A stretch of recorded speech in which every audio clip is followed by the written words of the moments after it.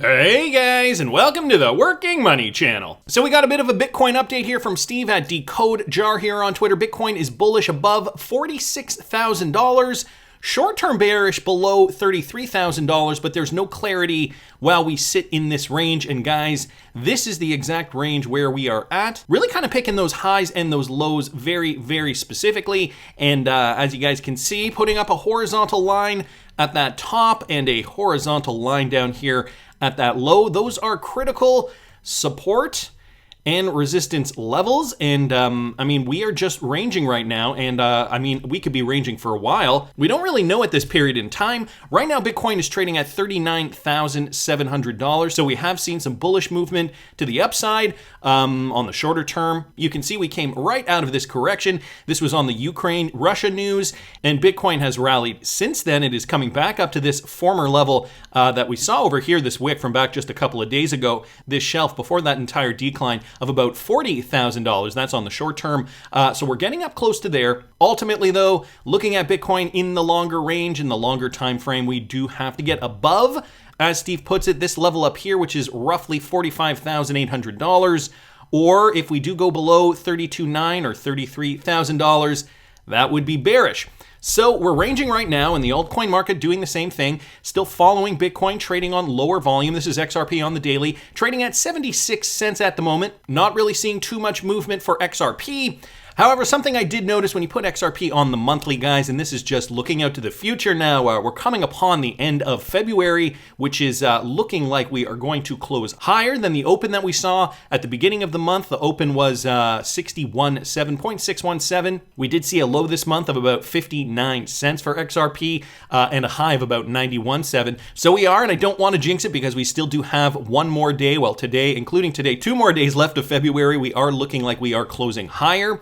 And on the monthly, this is looking like it is formulating a bullish pennant. And so that uptick for February really did benefit the outlook of the positive bullish momentum on the larger scale. So that's interesting to note too, guys. I saw this from TechDev. Just going back to Bitcoin for a sec. I know it's unpopular now, but I still see we are rhyming with Bitcoin's 2011-2013 structure.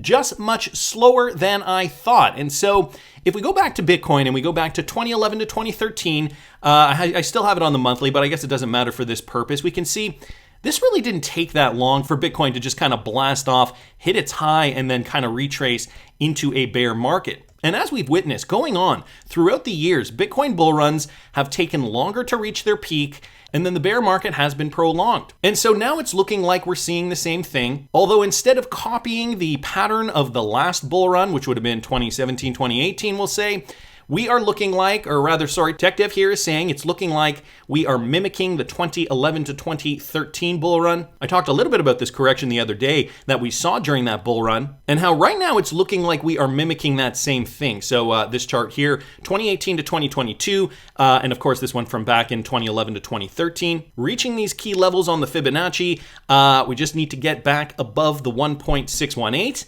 And so will we grind to the upside the same way we saw back in 2011 to 2013 right over here? That grind to the upside before we retraced up to the 1.618. That means Bitcoin would also have to retrace up to the 1.618, break that $69,000 high, and then it would be off to the races for one last impulse move. So all interesting things to consider, of course. Bitcoin would take altcoins up along with it. So after the Bitcoin pop, we would likely also see that altcoin rally, that altcoin season that we've been all waiting so patiently for. But there's a lot going on in the world right now, and I feel like we've kind of shifted gears. Just the other day, I was talking about how or somebody on Twitter was actually talking about how we are going to hear a lot more about SWIFT in the news and these Russia sanctions. So this from XRP, Miskew, Russia out of SWIFT, but will be entering XRP. This is a theory that I know we've been hearing a lot about in the XRP community. Oh, and look at that, 589 likes as of now. But I don't want to get off topic. We've been hearing about this a lot. And so, you know, there are different theories. We know Russia has been trialing or had been trialing RippleNet from as early back as 2018. Some are suggesting that, you know, Russia could pivot and maybe make its way over to the XRPL instead of having to rely on SWIFT. I mean, we know fundamentally SWIFT is an inferior system for settlement anyway. We've been talking about this for years now, way before this has even happened. But could something else happen? And I've got some ideas here. I'm going to talk about them. Benjamin S. down here saying, we shall see. I suspect Russia will use Bitcoin and Ethereum. Interesting point that I'm going to circle back to in a sec. Jay Grissom here saying, I imagine the volume of Russia would cripple both of those networks and drive fee prices to levels that will make it impossible for others to use. If they did this, I think they would kill both of those networks. Sam down here saying they will be banned to work with Russia due to sanctions. Ripple will comply with any such order, in my opinion. So there's also this thought here that, Ripple, although the XRPL is decentralized, there is still a way for Ripple to comply with sanctions, similar to how SWIFT complies, that Ripple would comply and essentially prevent Russia from utilizing the XRPL. So you're asking yourself, how is that possible? I'm going to continue. So Thomas Silkjar here on Twitter, he made this personal comment. In light of recent news and SWIFT cutting out Russia, there's been several comments of the situation benefiting XRP. These comments, besides being revolting and tasteless by many lengths, is largely based on ignorance and the lack of understanding. So Thomas Silkjar here throwing shade at some members in the XRP community for, I suppose, some tasteless comments about XRP hodlers benefiting over war. Again, I'm trying to do my best here on this channel. I do not want to be insensitive. So myself, I'm trying to personally look at this from a real fact-based situation. So just looking at the facts, for example, the sanctions on SWIFT will definitely have an effect on how Russia does business. And so let's move from there. Thomas Silkjar continues by saying there are shills in the crypto community solely reacting to keywords rather than facts, and in this case are careless about the situation and completely disconnected from reality. Mind who you listen to. While no one can ban anyone from using decentralized blockchains directly, any solutions built on top to move fiat cross borders is not. So there's an important distinction that Thomas Silkjar makes here. Fiat has to turn into crypto in the sending end and back to fiat in the receiving end. These on and off ramps or exchanges are heavily regulated, and many have even been proactive in monitoring UA/RU based traffic since the invasion started. So that is Ukrainian and Russia based traffic. Don't think for a second that blockchains are an easy alternative to SWIFT for moving fiat. Okay, very bold point here from Thomas Silkjar on Twitter. And we also have Crypto Dash asking a similar question. Two questions if possible. If Russia starts using the XRPL, hypothetically speaking of course, to circumvent world sanctions being shut off by SWIFT, and the world knows it's using the XRPL, what stops the world superpowers from ordering Ripple? So think about this for a second. Ordering Ripple and all of the node operators to conduct through a socially responsible consensus vote to refuse validating Russian transactions on the XRPL.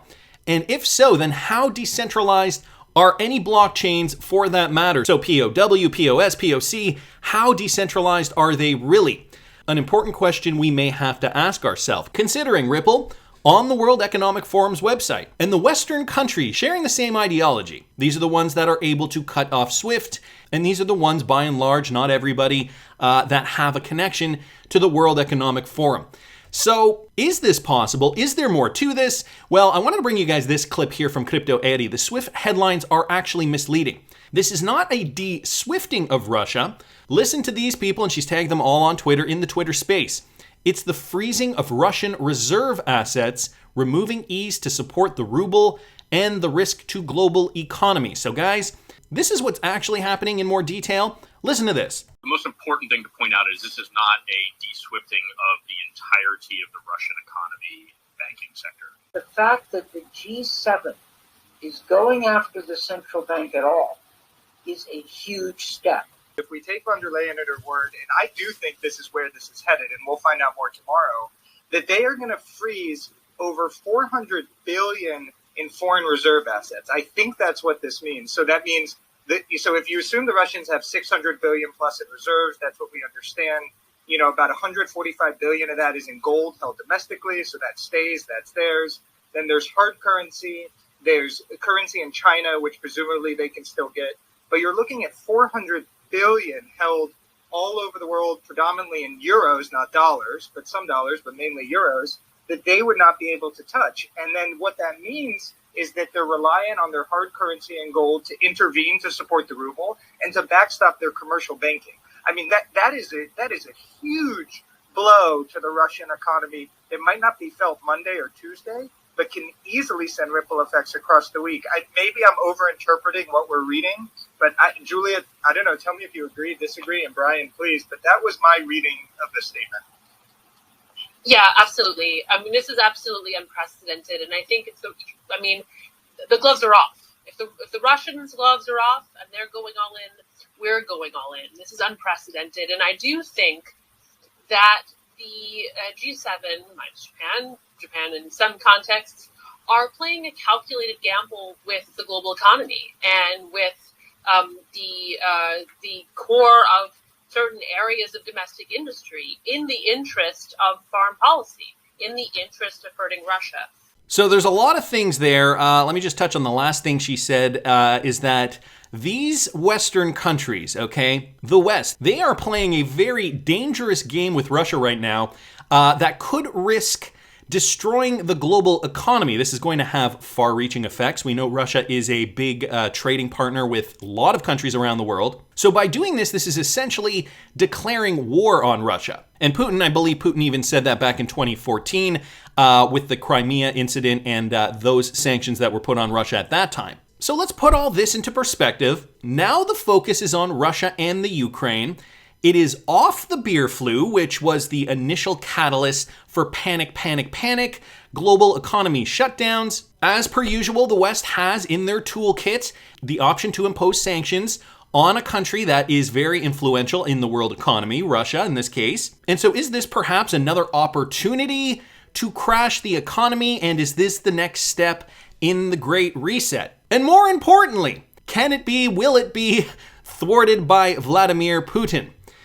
All interesting questions. I'm going to look into this a little further with this from Micah Paul, XRP here. Very interesting how all the news channels are talking about a new payment system, and at the same time as the corrupt SEC is about to give XRP complete clarity. Coincidental timing, or am I just grasping at straws here? Now, I'm not going to talk too much about the SEC Ripple lawsuit in this video, but if you guys have been following the case, and if you've been watching my videos over the last little while, you're probably up to date with kind of where we are in the case. There is going to be this culmination point where we get a verdict and we are going to see XRP utility explode. Now, the timing of that, this is interesting because the timing of that could not be better if we are seeing these sanctions being imposed on Russia now. And I'm not saying necessarily for the Russian economy. I'm talking about Western economies, and I'll tell you why I mean that in a second. So Michael Paul down here and Frankie also just bringing up, some of these familiar photographs that we've seen from SNB, the BNS meeting from way back in 2019, I believe. The connections there, representatives from the IMF, the Swiss National Bank, the head of the Central Bank of Russia. There's the back of her head right there. Of course, we had on this panel at that time, Brad Garlinghouse talking about Ripple and XRP utility. And just some more photographs to that regard. Brad Garlinghouse here on that panel, another shot of him. And then over here, high-level advisory group of the IMF's Interdepartmental Working Group on Finance and Technology. So interesting to note, Jimbo down here saying, I don't want the XRPL associated with Putin and Russia. Micah Paul down here saying, do you drive a vehicle with gas in it? Where do you think the oil came from? So, there are a lot of different moving parts to this situation. The world is interdependent, and world trade, definitely if it is cut off at the knees with regards to one specific influential country, it could in fact have a ripple effect, as we heard in this clip here. It could have a ripple effect to many economies. And so what does that mean for us, for XRP, for other cryptocurrencies? Well, I also wanted to bring this up from Bill Ackman. I wouldn't want to keep money in a bank that cannot access the SWIFT system. Once a bank can't transfer or receive funds from other banks, its solvency can be at risk. So think about this for a second. If I were Russian, I would take my money out now. Bank runs could begin in Russia on Monday. So the sanctions were just put upon Russia recently, and they are saying that, Monday, Tuesday, we might not see too much of an effect. But as the week goes on, as weeks go on and months go on, this could have a bigger impact. And so again, just think about it. If you are Russian and you have money in the bank, would you really want your money in a Russian bank that is not and cannot be connected to the SWIFT system because of the Western sanctions being put upon your country? Well, maybe you don't have to imagine it. Maybe you should just watch this clip here. Gabor Gurbax on Twitter. Russians in Moscow waiting in long lines at ATMs to get cash before SWIFT bank and central bank sanctions hit. Watch this. Вот он, банкомат, который еще хоть как-то деньги выдает.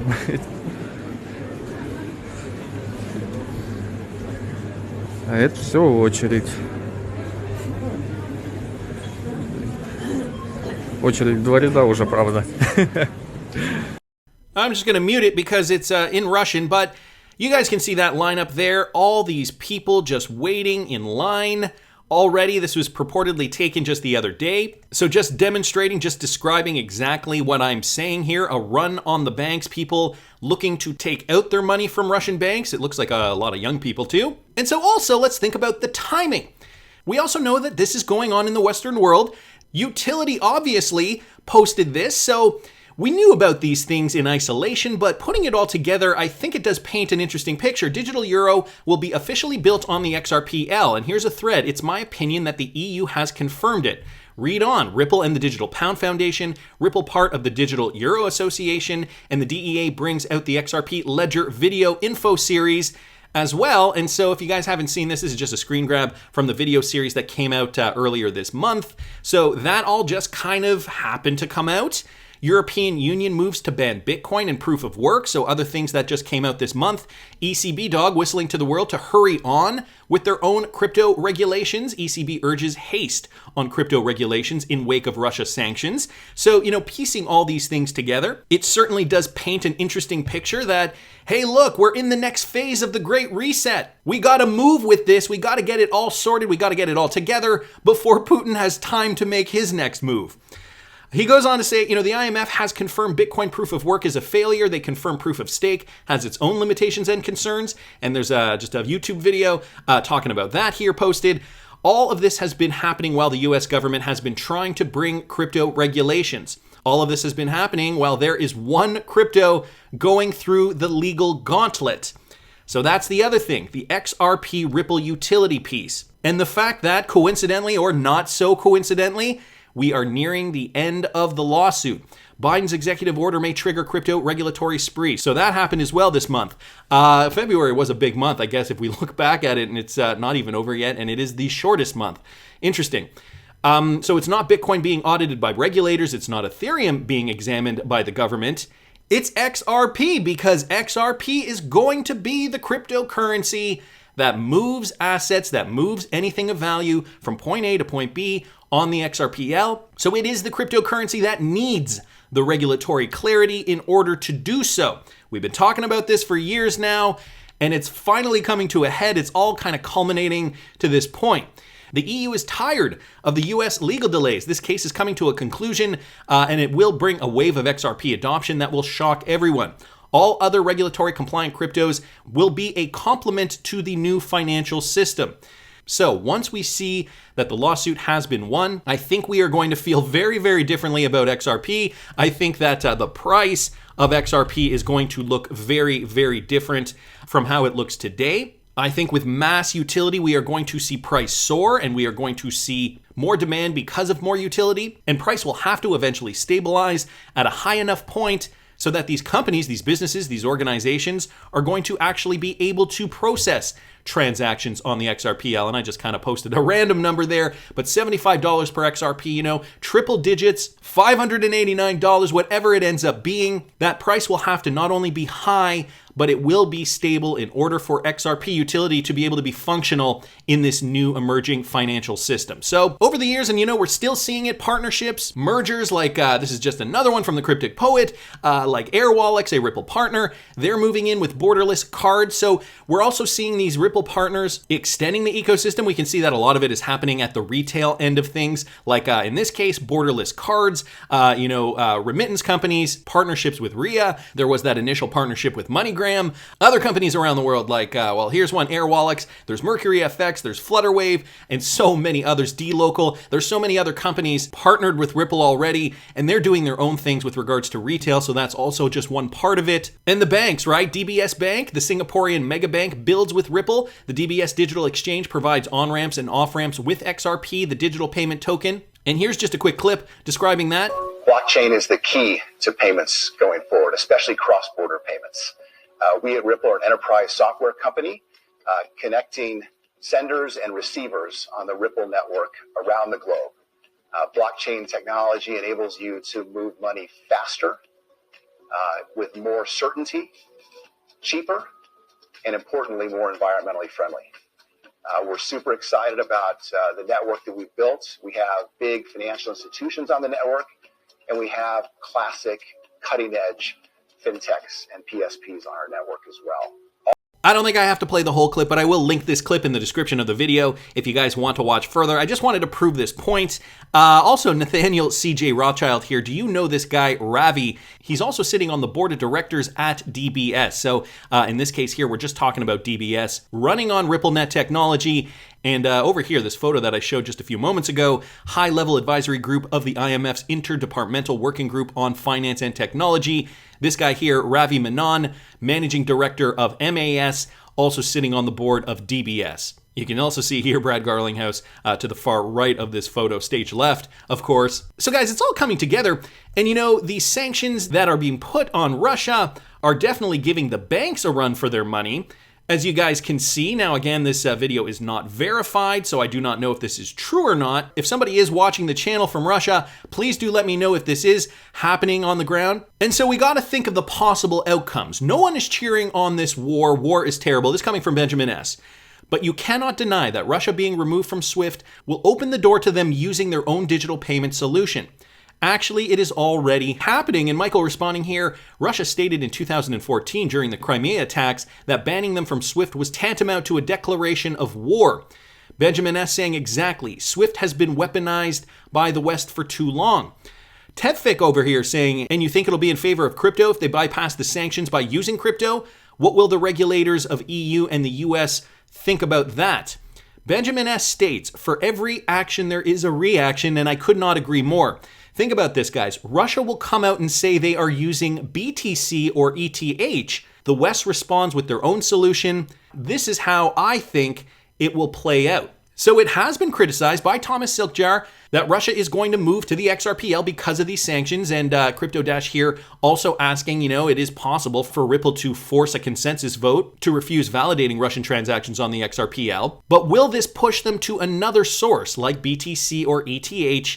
And will this, in fact, will this in fact force the rest of the world, like the Western countries, Europe, Canada, the United States, and maybe countries in the East as well, like Japan, Singapore, the countries that we already know are Ripple enabled and already have strong ties with Ripple, will this push them to eventually roll out RippleNet globally? And will this coincidentally, or not so coincidentally, coincide with a final positive verdict from the Ripple SEC lawsuit? I mean, guys, I would not be surprised if it came down this way, considering we're continuing to see signs like this. This brought to us by Bank XRP due to a national chain shortage. Please pay with exact cash when possible. So this was seen in North Carolina at, it looks like a McDonald's ordering pavilion. We are definitely seeing interesting times ahead. I think the next phase of the Great Reset is underway. Is Ripple and XRP utility going to be ushered in by happenstance? Are they going to make it look coincidental? All very interesting questions, but I want to hear what you guys think. Please subscribe to the channel, guys. I really want to try to hit 100,000 subscribers by the end of the year, so if you guys do watch the videos, you're not subscribed, please subscribe to the channel if you haven't already. Like the video if you like the content I'm providing. I always love hearing your comments. See you in the next one, guys.